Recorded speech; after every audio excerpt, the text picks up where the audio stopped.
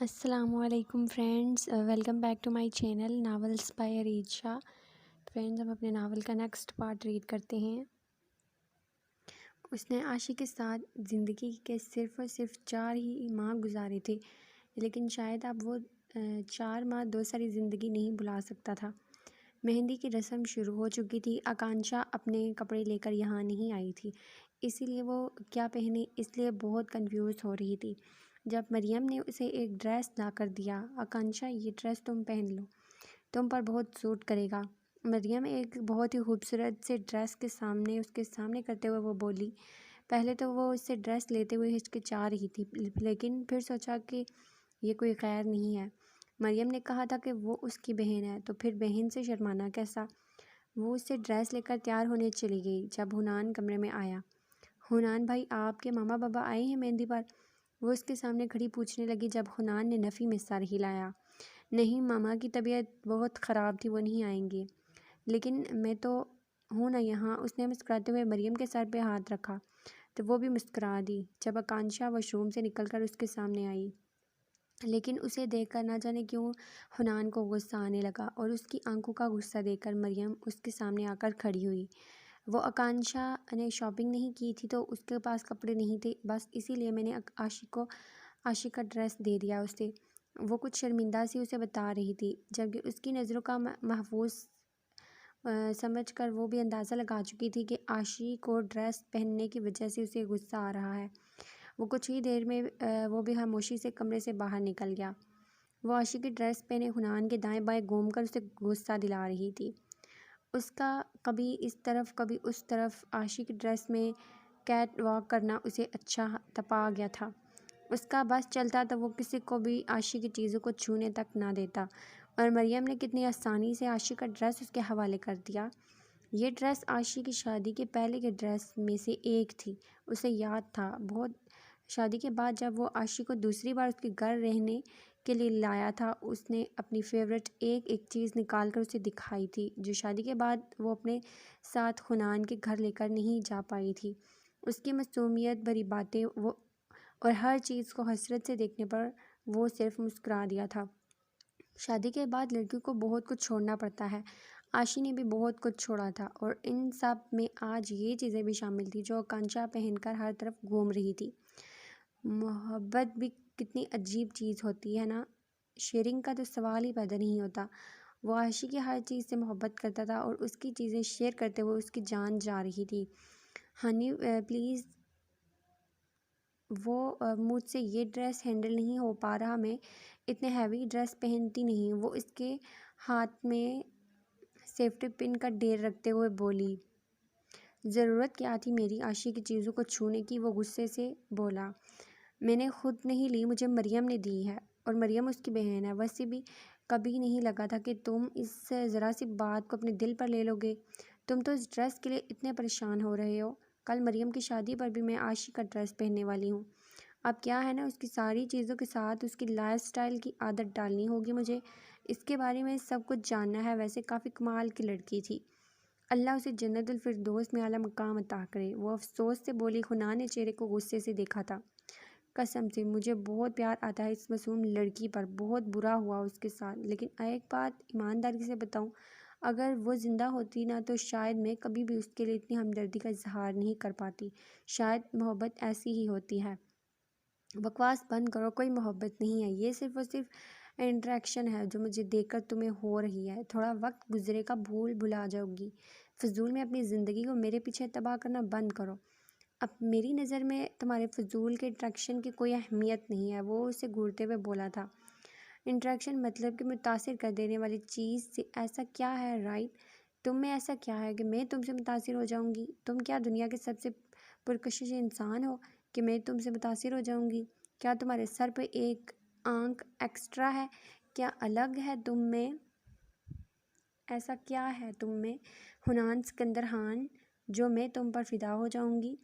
تم ایسے پرکشش حسین مردوں میں سے نہیں ہو جنہیں دیکھ کر کوئی کرش ہو جائے۔ ایک نارمل شکل صورت کے انسان ہو۔ تمہارے جیسے انسانوں سے دنیا بھری پڑی ہے۔ تم اپنی یہ غلط فہمی دور ہی کر دو کہ میں تمہاری طرف ایکٹ ہوئی ہوں۔ محبت شکل و صورت یا پرسنالٹی دیکھ کر نہیں ہوتی حنان سکندر خان۔ محبت ہو جاتی ہے، اس کے لیے کسی وجہ کی ضرورت نہیں ہوتی۔ میں تم سے کیوں محبت کرتی ہوں، کیوں مجھے تم اچھے لگے، میں نہیں جانتی۔ اس محبت کا کوئی ریزن نہیں ہے میرے پاس، لیکن یہ محبت ہے، کوئی انٹروڈکشن نہیں۔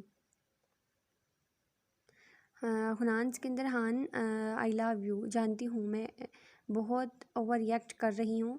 بار بار تمہارے سامنے اپنی محبت کا اظہار کر کے لڑکی اپنے منہ سے اظہار محبت کرتی اچھی نہیں لگتی۔ یہی سوچ ہوتی ہے آج کل کے مردوں کی، کیونکہ عورتوں کو اپنی پسند کا اظہار کرنے کی اجازت ہی نہیں ہے۔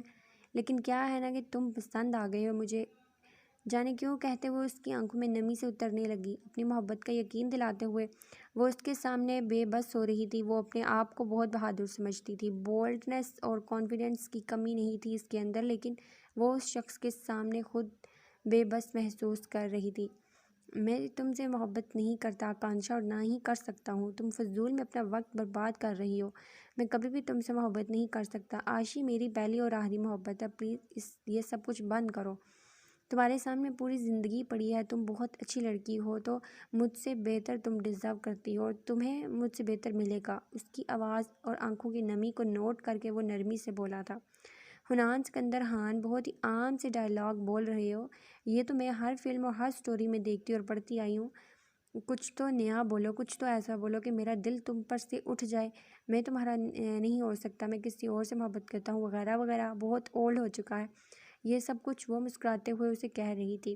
اس کی انہیں سب باتوں سے وہ زچ ہو گیا تھا، اسی لیے مڑ کے واپس جانے لگا، لیکن اس سے پہلے ہی وہ اس کا ہاتھ تھام چکی تھی۔ حنان سکندر، تم نے اپنی محبت کو ایک موقع دیا اور عاشق کو حاصل کر لیا۔ ایک موقع مجھے بھی چاہیے تمہیں حاصل کرنے کا، اور یقین کرو میں اپنی محبت کو حاصل کر لوں گی۔ وہ اس کی آنکھوں میں آنکھیں دیکھ چیلنج کر رہی تھی۔ کچھ دیر پہلے والی شوخی اب نہیں تھی۔ یہ ناممکن ہے، وہ اس کے چیلنج پر پھیکا تھا۔ کوشش کرنے میں کوئی حرج نہیں، لاپرواہ سا انداز تھا۔ کوشش وہاں کی جاتی ہے جہاں کوئی فائدہ ہو، حنان نے غصے سے کہا۔ محبت کے معاملے میں نفع و نقصان نہیں دیکھا جاتا۔ اس کے پاس ہر دلیل کا جواب تھا۔ تم کیوں اپنی زندگی برباد کر رہی ہو آکانشا؟ حنان انتہائی غصے میں بولا۔ میں اپنی زندگی برباد نہیں کر رہی حنان، یقین کرو میں تمہیں پا لوں گی۔ وہ اس کی آنکھوں میں آنکھیں ڈالے یقین دلانے والے انداز میں بولی تھی۔ حنان کو اس کی آنکھوں میں کچھ ایسا نظر آیا کہ وہ نہ صرف نظریں جھکا گیا بلکہ اگلے ہی لمحے ڈگ بھرتا وہاں سے نکلتا چلا گیا۔ ہائے میرے ہونے والے، وہ تو شرما گئی۔ کوئی ایک ادا سے مسکراتے ہوئے وہ بالوں کو پیچھے کی جانب جھٹکا دیتی لڑکیوں کے گروپ کی طرف چلی گئی۔ وہ صبح ہی تیار ہو گئی تھی۔ آج بھی اس نے عاشی کے کپڑے پہنے تھے، جنہیں دیکھ کر ایک بار پھر سے حنان کو غصہ آیا تھا، لیکن کنٹرول کرنے لگا، کیونکہ امی نے کہا تھا کہ آکانشا ان کی مہمان ہے۔ تمہارے ماما پاپا آنے والے ہیں، وہ کیا ہے نا، میں اپنے سسر ساس سے ملنا چاہتی ہوں، وہ مسکراتے ہوئے کہہ رہی تھی، جبکہ انداز شرمیلا تھا۔ شاید اس کے لیے یہ سب کچھ ایک مذاق تھا، لیکن حنان کے لیے نہیں۔ اپنی بکواس خود تک محدود رکھو، میرے باپ کو اس سب میں گھسیٹنے کی ہرگز ضرورت نہیں ہے، وہ غصے سے بولا۔ تم ہر وقت مرچیاں کیوں چھپائے رکھتے ہو، بالکل اچھے نہیں لگتے ایسے منہ بنائے ہوئے۔ تمہیں کس نے کہہ دیا کہ ہر وقت جلی ہوئی روٹی کی طرح منہ بنا کر تم پیارے لگتے ہو؟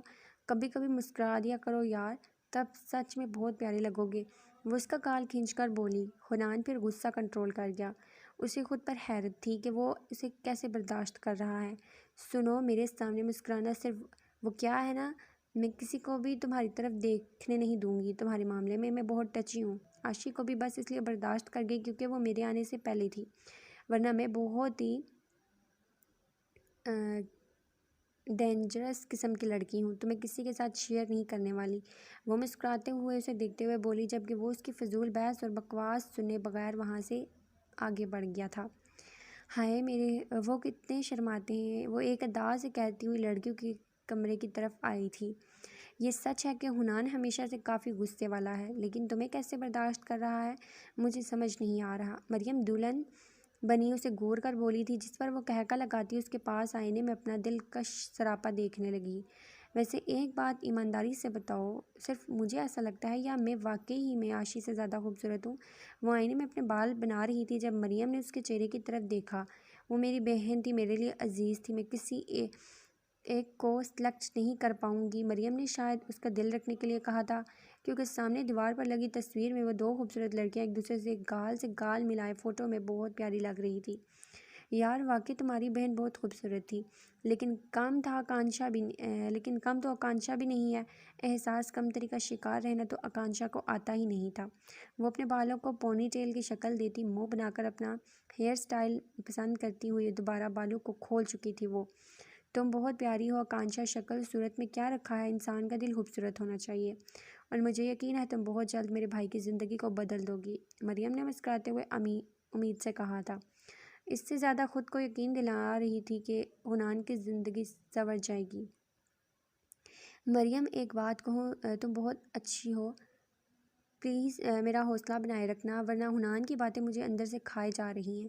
وہ جو حنان کے سامنے بہت بولڈ اور کانفیڈنٹ شو کر رہی تھی، مریم کے سامنے ہاتھوں میں چہرہ چھپائے پھوٹ پھوٹ کر رونے لگی۔ آکانشا کیا ہو گیا، تمہیں اس طرح سے کیوں رو رہی ہو؟ مجھے تم پر پورا یقین ہے، پلیز ایسے مت کرو یار، اس طرح سے میری ہمت بھی توڑ رہی ہو۔ اس طرح سے اچانک رونے پر مریم بھوکلا گئی۔ مریم، وہ عاشی سے بہت پیار کرتا ہے، شاید وہ کبھی بھی میرا نہیں ہو پائے گا، میں بیکار کوشش کر رہی ہوں۔ میں نے اس کی ہر آنکھوں میں وہ محبت کا جو سمندر دیکھا ہے وہ کبھی بھی اپنے لیے نہیں دیکھ سکتی۔ مرد کسی عورت سے جنون کی آخری حد تک محبت صرف ایک بار ہی کرتا ہے، اور حنان سکندر خان اپنے حصے کی محبت کر چکا ہے۔ وہ اپنا جنون، اپنی دیوانگی کسی اور پر لٹا چکا ہے۔ اب اس کی زندگی میں آنے والی کوئی بھی عورت کبھی بھی عاشی نہیں ہو سکتی۔ اس کی آنکھوں سے آنسو بہہ رہے تھے، لیکن اس کے لفظوں کی گہرائی کو مریم بھی سمجھ چکی تھی۔ میں مانتی ہوں حنان اپنی زندگی کی محبت کر چکا ہے، اپنا جنون، اپنی دیوانگی عاشی پر لگا چکا ہے، لیکن تم نے تو اپنے حصے کی محبت نہیں کی، تم نے تو اپنی دیوانگی، اپنا جنون کسی کو نہیں دکھایا۔ کیا تمہارا جنون، تمہاری دیوانگی، تمہاری محبت تم دونوں کے لیے کافی نہیں ہوگی؟ تم حنان سے محبت کی امید مت رکھو، یہ تو جذبہ خود بخود جگائے گا۔ مجھے یقین ہے تمہاری وہاں محبت پہ حنان، اور وہ ہمارے دونوں کے لیے کافی ہے۔ بس ہمت مت ہارنا، محبت میں ہار مان جانے والے کبھی جیت نہیں پاتے۔ وہ اسے اپنے سینے سے لگائے سمجھا رہی تھی جب حنان کمرے میں داخل ہوا۔ نکاح کی رسم ادا ہوگی، مولوی صاحب آنے والے ہیں، تیار رہو۔ ایک نظر آکانشا کے روئے ہوئے چہرے کو دیکھ کر مریم سے مخاطب ہوا۔ ماحول بہت افسردہ تھا۔ آکانشا کے آنسو اور اماں کی دعاؤں میں مریم ہمیشہ کے لیے اس گھر سے رخصت ہو کر اپنے پیا کے گھر جا چکی تھی۔ ہاں، لیکن جانے سے پہلے کہہ گئی تھی کہ اس کی ماں کا خیال اب سے ان کی دوسری بیٹی رکھے گی۔ حنان کو تو بس یہ سوچ کے غصہ آ رہا تھا، آخر کیسے کوئی اپنی بیٹی کی جگہ کسی دوسری لڑکی کو دیکھ سکتے ہیں؟ کیسے ان دونوں نے اپنی بیٹی کی جگہ کسی اور لڑکی کو قبول کر لیا؟ وہ اپنے غصے کا اظہار لمحہ لمحہ لوگوں پر کر رہا تھا۔ کتنی بار کہہ چکا تھا کہ عاشی کی جگہ آکانشا نہیں لے سکتی، آپ اس لڑکی کو فضول میں سر پر چڑھا رہی ہیں۔ لیکن میرا اس سے کوئی واسطہ نہیں ہے اور نہ ہی کبھی ہو سکتا ہے۔ لیکن مریم اور امی دونوں نے ہی اس کی باتوں کا کوئی خاص اثر نہیں کیا تھا۔ وہ تو امی اسے عاشی بھی کہنے لگی تھی، اور یہی بات اسے مزید غصہ دلا رہی تھی۔ رخصتی کے بعد سب مہمان رخصت ہوئے تو وہ عاشی کے کمرے کی جانب بڑھنے لگا، لیکن اس کے کمرے میں اسے دیکھ کر اسے اچھا خاصا غصہ آ گیا تھا۔ مطلب اب وہ عاشی کے روم میں بھی رہے گی؟ تم یہاں کیا کر رہی ہو؟ وہ انتہائی غصے سے عاشی کے نائٹ ڈریس میں اسے ملبوس دیکھ کر بولا۔ سونے کی تیاری کر رہی ہوں فیوچر ہسبینڈ۔ لیکن تم یہاں کیا کر رہے ہو؟ تمہیں اتنا نہیں پتہ کہ شادی سے پہلے لڑکے کا لڑکی کے کمرے میں آنا الاؤڈ نہیں ہوتا؟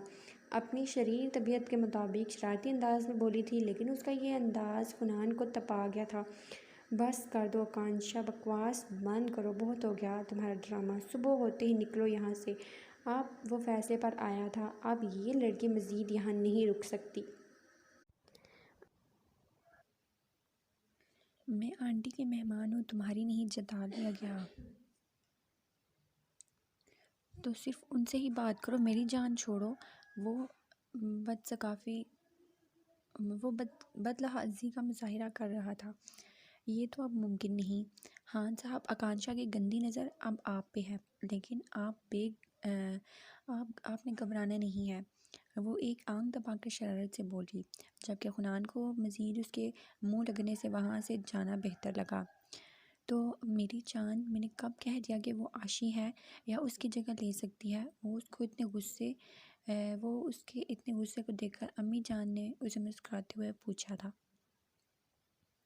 جی، میں یہی کہہ رہا ہوں کہ وہ عاشی نہیں ہے اور نہ ہی اس کی جگہ لے سکتی ہے، لیکن آپ نے عاشق کی ساری چیزیں اسے استعمال کرنے کے لیے دے دی ہیں، نہ صرف استعمال کرنے کے لیے بلکہ وہ عاشق کی ہر چیز اس طرح سے قبضہ جمائے ہوئے ہے جیسے وہ اس کی اپنی ہو، اور اب اس کے کمرے میں اس کی نائٹ ڈریس پہن کے بیٹھی ہے، وہ اپنے غصے کو ان پر نکال رہا تھا۔ تمہارے پیچھے جلد بازی میں یہاں آئی ہے، وہ اپنا سامان تک نہیں لائی، یہی وجہ ہے کہ مریم نے اسے عاشق کی چیزیں استعمال کرنے کے لیے دی۔ عاشق کی چیزیں کسی کے استعمال میں نہیں ہیں، اچھا ہے نا، بچی کو فائدہ ہو گیا۔ امی جان کے لیے جیسے یہ بات کوئی اہمیت نہیں رکھتی تھی۔ آپ جانتی ہیں نا وہ یہاں کس مقصد سے آئی ہے، اس کے باوجود بھی آپ یہ سب کچھ کر رہی ہیں۔ حنان نے سمجھانے کی کوشش کی۔ ہاں میں یہ جانتی ہوں وہ تمہارے لیے آئی ہے، اس کا دعویٰ ہے کہ وہ تم سے محبت کرتی ہے، میں تو بس دیکھ رہی ہوں کہ تم سے کتنی محبت کرتی ہے۔ تمہاری محبت میں وہ عاشق کو بھول رہی ہے، ایک تمہاری محبت میں وہ عاشق تک کو قبول کر رہی ہے، ایک ہارے ہوئے شخص کو قبول کر رہی ہے۔ اس کی محبت واقعی مثالی ہے، امی نے مسکراتے ہوئے کہا۔ میری نظر میں اس کی یہ محبت کوئی اہمیت نہیں رکھتی، اور آپ بھی اسے کوئی اہمیت نہ دیں، یہی بہتر ہوگا ہمارے لیے۔ مجھے لگا تھا کہ آپ اسے عاشق کے بارے میں کچھ بتائیں گی تو وہ ہار کر چلی جائے گی، لیکن یہ تو جان کا روگ بن گئی ہے، یہاں سے جانے کا نام نہیں لے رہی، اور آپ بھی اسے بیٹی کی طرح ٹریٹ کر رہی ہیں۔ ان پر غصہ ہونے لگا وہ۔ میں اس کے ساتھ برا سلوک کیوں کروں؟ حنان اتنی پیاری بچی ہے، اور سب سے بڑھ کر وہ تم سے محبت کرتی ہے، تمہاری زندگی میں خوشیاں لانا چاہتی ہے، تمہیں خوش رکھنا چاہتی ہے۔ بھلا مجھے اس بات سے زیادہ اور کس بات کی خوشی ہو سکتی ہے؟ تم عاشق کو بھلا کر آگے بڑھو، یہی زندگی ہے۔ ساری زندگی عاشق کے نام پر بیٹھے رہنا بے وقوفی ہے۔ میں یہ نہیں چاہتی کہ تم عاشق کو بھول جاؤ یا اسے اپنی زندگی سے نکال دو، بس یہ چاہتی ہو کہ تم اپنی زندگی میں خوش رہو، آگے بڑھو۔ 4 مہینے کی شادی تھی، وہ صرف 4 مہینے رہی وہ تمہارے ساتھ، اور تم ان 4 مہینوں کی شادی کی یادوں میں خود کو ختم کر رہے ہو۔ تم نے اپنے غم میں اپنے ماں باپ سے ان کو ہر خوشی سے چھین لیا، وہ ماں باپ جو تمہیں مسکراتے دیکھ کر جیتے تھے، تمہیں خوش دیکھ کر وہ سانس لیتے تھے۔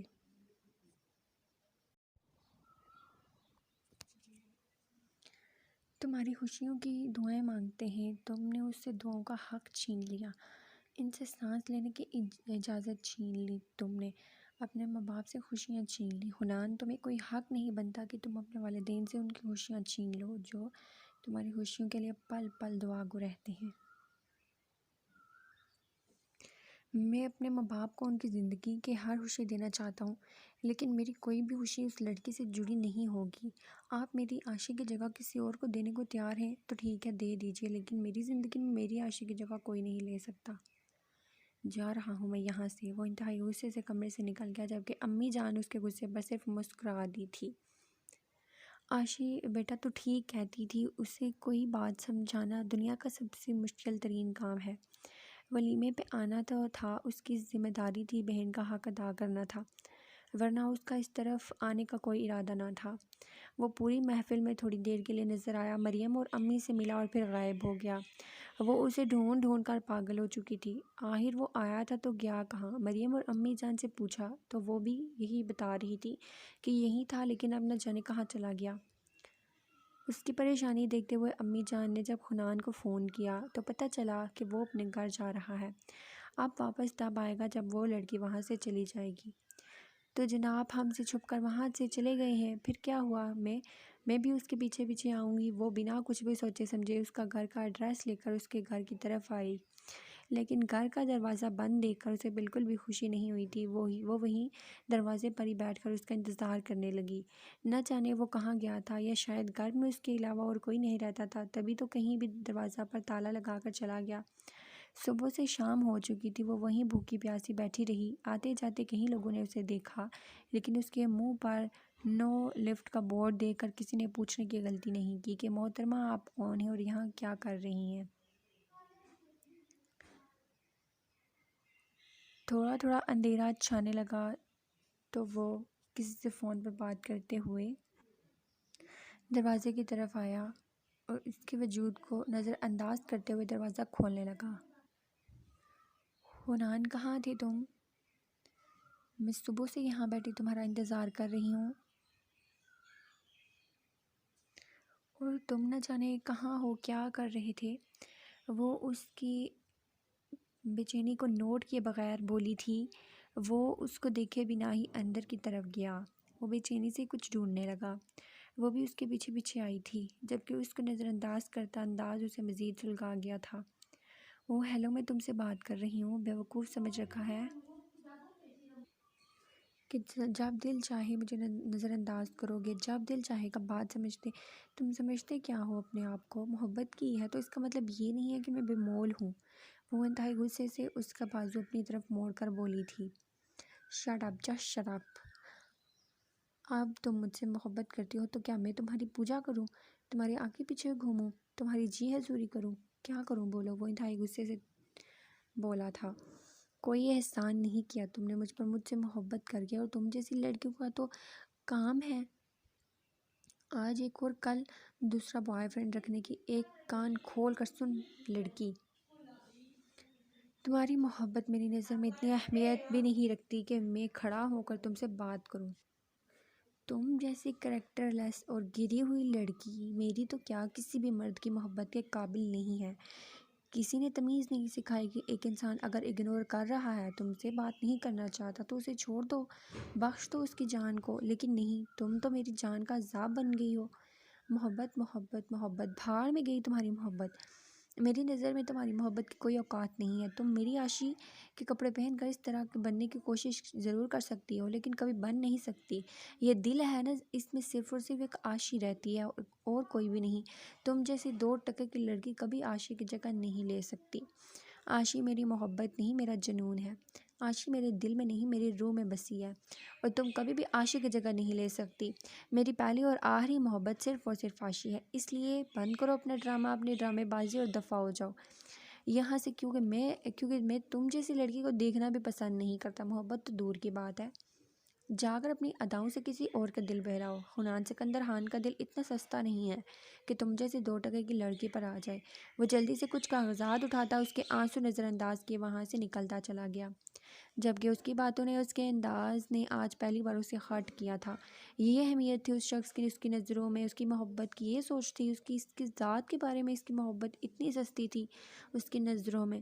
نہیں، اب اور نہیں، وہ اپنی محبت کی مزید توہین برداشت نہیں کر سکتی تھی۔ آج اسے پہلی بار ایسا لگ رہا تھا کہ اس نے غلط شخص سے محبت کی ہے۔ دیکھو بیٹا، تم اپنے گھر کیوں جا رہی ہو؟ تم پیرس واپس لے جاؤ، میں سارے انتظامات کروا دیتی ہوں۔ اس کے پھوٹ پھوٹ پر رونے پر امی ہار کر رہ گئی۔ وہ کیا سوچ رہی تھی اور کیا ہو گیا؟ حنان نے اس طرح سے اس کا دل دکھایا تھا کہ وہ خود بھی کچھ نہ کہہ پائی۔ محبت اپنی جگہ، لیکن توہین کوئی بھی لڑکی برداشت نہیں کرتی، اور اپنی عزت نفس کی توہین تو برداشت کرنا کسی کے بس میں بھی نہیں۔ تو وہ کیسے اس سے امید رکھتی ہے کہ وہ اپنے آپ کو حنان کے سامنے گرا لے؟ حنان کی باتیں جب اس نے ان کو بتائی تو ان کا یہی کہنا تھا کہ ان کی زندگی سے دور چلی جاؤ تم نہیں، لیکن حنان تمہارے قابل نہیں ہے۔ نہیں آنٹی، میں واپس پیرس نہیں جاؤں گی، میں اپنے بابا کے پاس جاؤں گی، وہ مجھ سے خفا ہیں۔ میں نے ہمیشہ اپنی طرف سے انہیں ناراض رکھا ہے، کبھی خوش نہیں ہونے دیا۔ 5 سال پہلے میری ماما اس دنیا سے چلی گئی۔ میں نے اپنے بابا کے قریب جانے کی بہت کوشش کی، لیکن تائی امی نے کبھی بھی مجھے ان کے پاس نہیں جانے دیا، اور پھر بابا کے دل میں بھی شاید میرے لیے کوئی خواہش نہیں تھی، اسی لیے وہ بھی اپنے آپ کو کام میں مصروف کر چکی تھی۔ میں جتنا اپنے بابا کے قریب جانے کی کوشش کرتی وہ اتنا ہی مجھ سے دور چلے جاتی ہیں۔ پھر میں نے اپنے بابا سے دور رہنا شروع کر دیا۔ آپ نے ان سے بات نہیں کرتی، ہفتہ ہفتہ میں ان سے بات نہیں کرتی، میں اپنی شکل تک نہیں دکھاتی تھی۔ بابا شکایت کرتے تو کہتی تھی کہ آپ خود ہی اچھے باپ نہیں ہیں۔ ہم دونوں کی اس دوری کا تائی نے بہت فائدہ اٹھایا۔ وہ بابا کو میرے خلاف کرنے لگی۔ بابا ان کے منہ سے جو بھی سنتے اس پر یقین کر لیتے۔ پھر پچھلے 2 سال سے میری شادی کے پیچھے پڑ گئے۔ بہت مشکل سے میں نے بابا سے پیرس جانے کی اجازت مانگی تھی، اس میں نیلم اور سندس نے میرا بہت ساتھ دیا تھا، لیکن اب اور نہیں، میں اپنے بابا کے پاس رہنا چاہتی ہوں۔ اب بے تائی امی کو اپنی زندگی کنٹرول کرنے نہیں دوں گی۔ میرے بابا چاہیں گے وہی ہوگا۔ میں نے 5 سالوں میں اپنے بابا کا بہت دل دکھایا ہے، اور شاید حنان کے غم کو اپنے بابا کے غم سے کنٹرول کرنے کی کوشش کر رہی تھی۔ شاید حنان کی دی ہوئی تکلیف وہ اپنے بابا کی تکلیف پر حاوی نہیں ہونے دینا چاہتی تھی۔ وہ گئی تو مریم بھی رسم ادا کرنے کے لیے گئی ہوئی تھی۔ اس کے گلے لگ کر ایسے روئی جیسے ایک بار پھر سے اس کی بہن مر گئی ہو۔ کاش حنان کی اس فیلنگ کو سمجھ جاتا، کاش وہ سمجھ جاتا کہ وہ اس کی عاشق کی جگہ لینے نہیں بلکہ اپنی جگہ بنانے آئی ہے۔ پیشنٹ کی حالت بہتر ہے، پلیز انہیں ٹینشن مت دیجیے، آپ جانتے ہیں ان کی حالت کیسی ہے۔ اس کے باوجود اتنی زیادہ ٹینشن میں ان کا بی پی شوٹ کر گیا۔ ان کا خیال رکھیں، ڈاکٹر ان لوگوں سے کہتا ہوا آگے بڑھ گیا۔ میری جان پریشان مت ہو، وہ بالکل ٹھیک ہو جائیں گی، بابا نے اسے سمجھاتے ہوئے اپنے سینے سے لگایا۔ مسز ہان کا بلڈ پریشر بری طرح سے شوٹ کر چکا تھا۔ دونوں باپ بیٹے کو لے کر ہسپتال آئے تھے۔ وہ شادی سے گھر ہی آ رہا تھا جب بابا کا فون آیا کہ ماما کی طبیعت اچانک خراب ہو گئی ہے۔ وہیں سے سیدھا گھر آیا، لیکن ماں کی اتنی حالت خراب دیکھ کر وہ پریشان ہو چکا تھا۔ ڈاکٹر نے پرانی رپورٹ منگوائی جسے لینے وہ گھر آیا تھا۔ وہ وہاں آکانشا کو دیکھ کر اس کا دماغ ایک بار پھر سے گھوم گیا تھا۔ یہی وجہ تھی کہ وہ آکانشا سے بہت بدتمیزی سے بات کر کے آیا تھا، یہاں تک کہ اسے ایسی باتیں سنائی جو شاید کبھی ایک لڑکی برداشت نہ کرے۔ بابا ماما کی پریشانی کی وجہ میں ہوں، میری وجہ سے وہ اتنی پریشان رہتی ہیں، اتنی ٹینشن میں رہتی ہیں۔ وہ اداسی سے بولا تو بابا کے پاس کوئی جواب نہ تھا۔ کون سی ماں اپنے جوان بیٹے کو مرتے دیکھ کر خوش ہوتی ہوگی؟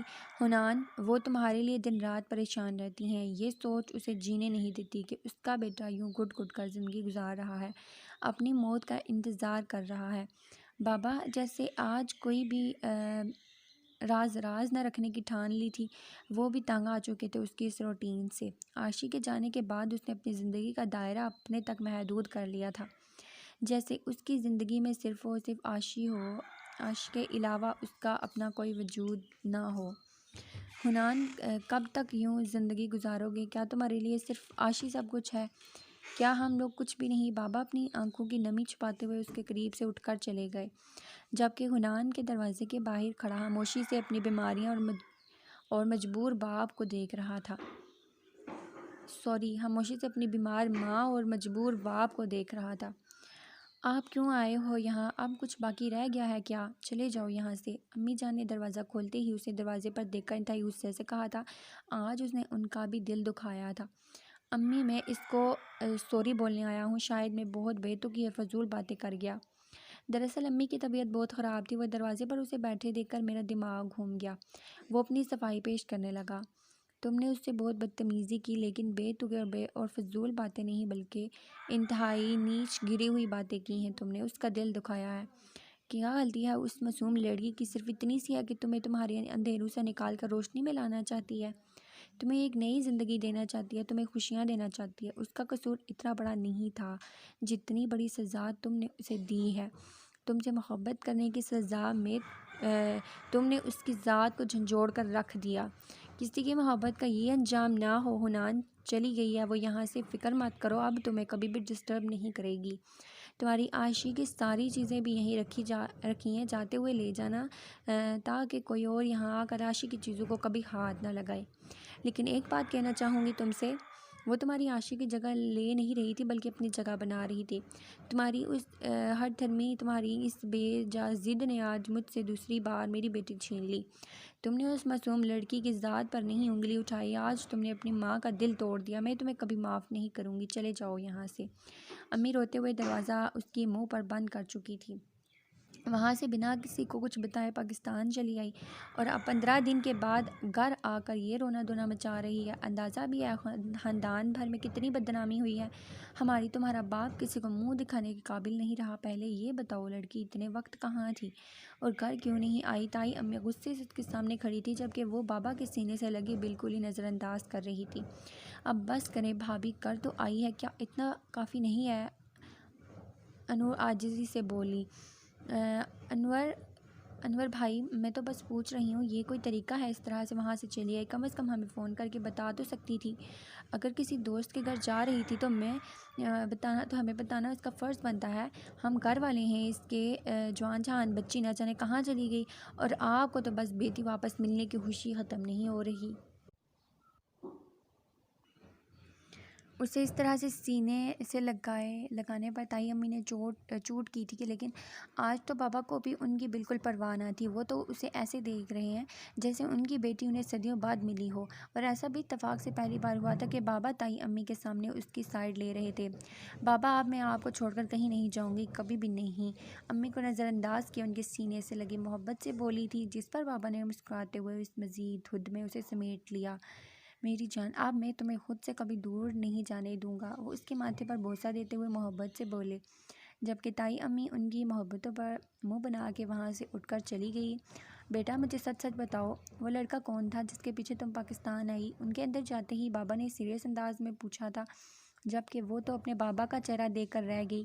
میرے بار بار پوچھنے پر عذرا نے مجھے سب کچھ بتا دیا، تم پاکستان کسی لڑکے کے پیچھے آئی تھی۔ بتاؤ میری جان، لڑکا کون ہے؟ اگر تم اس سے محبت کرتی ہو تو میں تمہارے لیے اسے کہیں سے بھی ڈھونڈ لوں گا۔ بابا نے جیسے اس کی آنکھوں کی ویرانی کو محسوس کر لیا تھا۔ اتنی بدنامی ہونے کے باوجود بھی بابا اس سے اس کی پسند پوچھ رہے تھے۔ وہ جانتی تھی اس کے یہاں نہ آنے کی وجہ سے خاندان بھر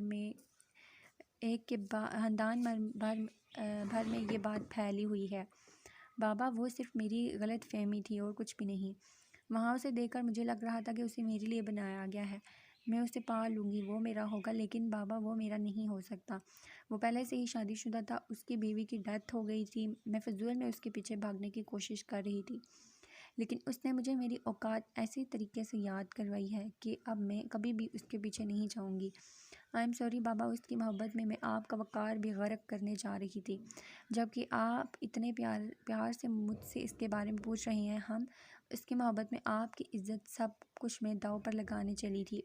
ان کے اس انداز پر وہ پھوٹ پھوٹ کر روتی انہیں بتانے لگی، جبکہ بابا اس کے اس طرح سے کھونے پر اسے ایک بار پھر سے اپنے سینے سے لگائے سمجھانے لگے، تمہاری کوئی غلطی نہیں ہے، ساری غلطی میری ہے، تمہیں جوانی کی دہلیز پر چھوڑ کر میں نے اس طرح سے دامن تمہارا چھڑایا جیسے میرا تم سے کوئی واسطہ ہی نہیں۔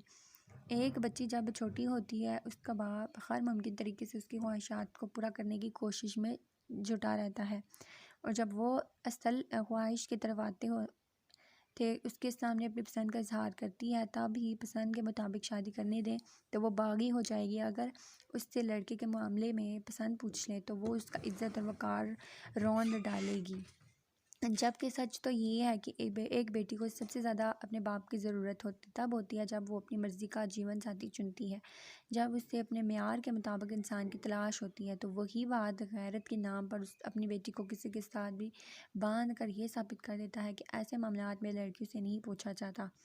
کل تک میری بھی یہی سوچ تھی کہ میں جس سے چاہوں گا تمہاری شادی کر دوں گا، لیکن اب نہیں۔ میں جانتا ہوں میری بچی اپنا شعور رکھتی ہے، اسے اپنے بارے میں سب کچھ پتہ ہے، اس کو حق ہے اپنے پسند کا جیون ساتھی چننے کی۔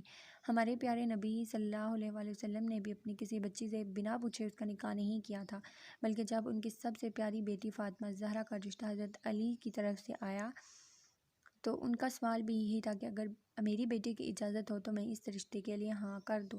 اگر ہمارے نبی نے بیٹیوں کے لیے یہ حق رکھا ہے کہ وہ خود اپنی پسند کا جیون ساتھی چن سکتی ہیں، تو ہم تو ان کے پیروں کے حق برابر بھی نہیں ہیں۔ تم جسے چاہو گی تمہاری شادی اسی کے ساتھ کروں گا۔ تمہارے لیے ایک بہت بہترین رشتہ آیا تھا، لیکن جب مجھے عذرا نے اس لڑکے کے بارے میں بتایا تو میں نے فیصلہ کر لیا کہ میری بیٹی کی شادی وہیں ہوگی جہاں وہ چاہے، اس لیے میں نے ان کو انکار کر دیا۔ بابا اس کے سر پہ ہاتھ رکھتے ہوئے بولے، نہیں بابا، اگر آپ کو وہ رشتہ میرے لیے مناسب لگتا ہے تو آپ بے شک کر دیں، مجھے اس پر کوئی اعتراض نہیں ہے۔ میں نے عیسائیوں کے پیچھے بھاگنا چھوڑ دیا ہے، آپ کو جو ٹھیک لگے مجھے منظور ہے۔ وہ ان سے کہتے ہوئے آہستہ سے ان کے قریب سے اٹھ کر اپنے کمرے میں چلی گئی۔ تائی امی کچن میں ان کی باتیں سن رہی تھی، اس کے جاتے ہی باہر آ گئے۔ دیکھا انور صاحب، اب تو آپ کو سکون مل گیا نا؟ مل گئی آپ کو آپ کی بیٹی کی اجازت؟ آپ دوسرے رشتے کی بات کیوں نہیں کی؟ اتنا اچھا رشتہ ہے، وہ بھی اسے یوں ہاتھ سے نہ جانے دیں۔ ہماری بچی راج کرے گی، راج میری مانے تو آپ یہ رشتہ طے کریں۔ ویسے بھی نہ جانے کون تھا جس کے عشق میں یہ وہاں پاکستان سے آ گئی، بہتر ہے کہ ہم جلد اس کی شادی کر دیں، اس کے ہاتھ پیلے کر دیں، میرا مطلب ہے بچے کی زندگی سنور جائے گی اور وہ اس شخص کو بھول جائے گی جس کے لیے وہ پاکستان آئی تھی۔ ان کی نظروں نے اچانک ہی ان کے لہجے میں آکانشا کے لیے محبت بھر دی تھی۔ بابا کچھ نہیں بولے، صرف ہاں میں ساری لاتے اٹھ کر چلے گئے۔ کیا بات ہے حنان، تم اتنے پریشان کیوں ہو؟ سب کچھ ٹھیک تو ہے؟ ماما اس کے پاس بیٹھی کب سے اس کے چہرے کو دیکھ رہی تھی، اس نے مسکرا کر نام میں سر ہلایا، وہ باہر آ گیا۔ وہ کافی پریشان لگ رہا تھا کچھ دنوں سے، اور اس کی یہ پریشانی سب نے نوٹ کی تھی کہ اس کے بعد وہ واپس امی جان سے ملنے کے لیے نہیں کیا تھا۔ 2-3 بار فون پر ان سے بات کرنے کی کوشش کی تو انہوں نے بات نہیں کی، مطلب وہ اس سے اپنی ناراضگی کا اظہار کر رہی تھی۔ اسے بھی اپنی اس دن والی غلطی کا بہت افسوس تھا۔ جو بھی ہوا غلط ہوا، اسے آکانشا سے اتنی بدتمیزی نہیں کرنی چاہیے تھی کہ اس نے آکانشا کے لیے بہت غلط الفاظ کا انتخاب کیا تھا۔ وہ اس سے معذرت کرنا چاہتا تھا۔ جس طرح سے حنان نے اس کی محبت کی توہین کی تھی اپنے الفاظ پر، وہ بعد میں جی بھر کے شرمندہ ہوا تھا کہ اتنے غلط الفاظ استعمال کیے تھے اس نے اس لڑکی کی ذات کے لیے۔ وہ اتنی گری ہوئی گھٹیا باتیں کیسے کر گیا، اور اسے ایک بار خیال نہ آیا کہ جب وہ عشق میں محبت میں اتارا ہوا تھا تو وہ بھی صحیح غلط کی پہچان کھو بیٹھا تھا، لیکن وہ تو مرد تھا۔ کیوں ہمارے معاشرے میں لڑکی کی محبت کو اتنا حقیر سمجھا جاتا ہے؟ کیوں ہمارے معاشرے میں لڑکی کو کھل کر اپنے جذبات کا اظہار کرنے کی اجازت نہیں؟ کیوں ہماری نظروں میں لڑکی کی محبت کی کوئی قدر نہیں؟